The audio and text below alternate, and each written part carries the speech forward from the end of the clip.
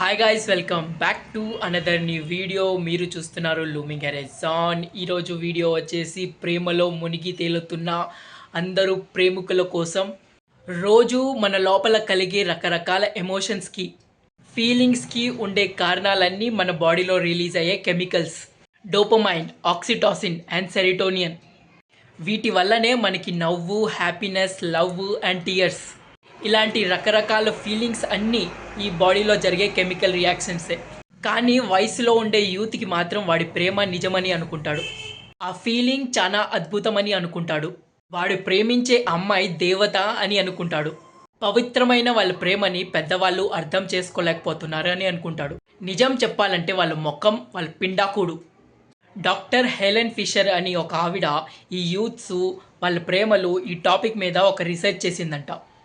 Why we love, why him, why her అని ఇలాంటి topic మీద ఆమె 6 పుస్తకాలు రాసిందంట. అయితే ఆమె 2500 స్టూడెంట్స్తో ఇంటర్వ్యూ చేసిందంట. అయితే ఈమె 2500 స్టూడెంట్స్ అందరిది బ్రెయిన్ స్కాన్ చేసిందంట. ఎఫ్ఎంఆర్ఐ స్కానింగ్ అని, మ్యాగ్నెటిక్ రిసెన్స్ ఇమేజింగ్ దాని పేరని. వాళ్ళ పార్ట్నర్ ఫోటోలు చూపిస్తే వాళ్ళ బ్రెయిన్లో ఎలాంటి రియాక్షన్స్ వచ్చాయని కనిపెట్టింది. అయితే కొంతమందికి వాళ్ళ గర్ల్ ఫ్రెండ్ కంటే కొంతమంది అందగత్తెల ఫోటోలు చూపించారంట.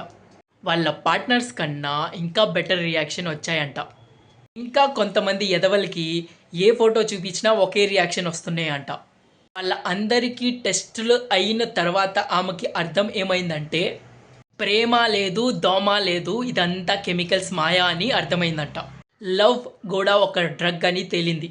అయితే మనము డ్రగ్స్ తీసుకుంటే యూఫోరిక్గా ఫీల్ అవుతాం.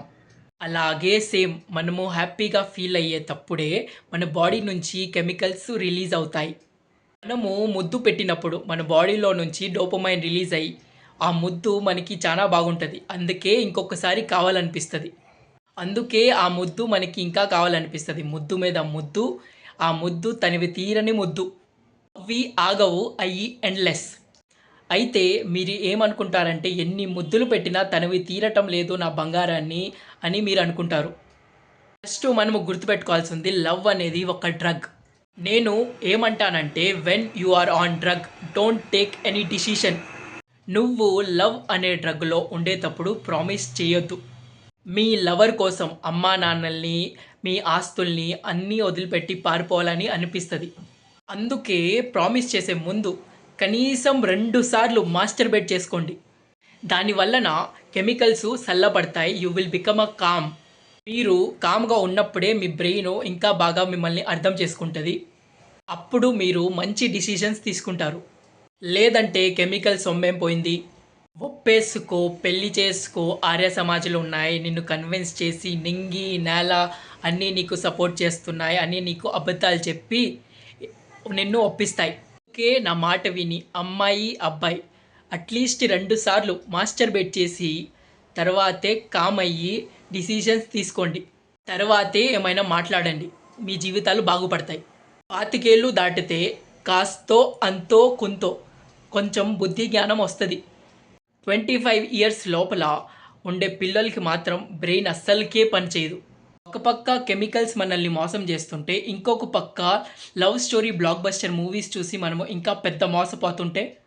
ఒక movie love story block buster అవుతుంది. ఆ మూవీని 4 సార్లు చూసేయడం, ఆ మూవీ పాటలు వినేస్తూ లేచిపోవడం. ఇది జోక్ కాదు. ఇలాగే ఎన్నో జీవితాలు నాశనం అయిపోయాయి.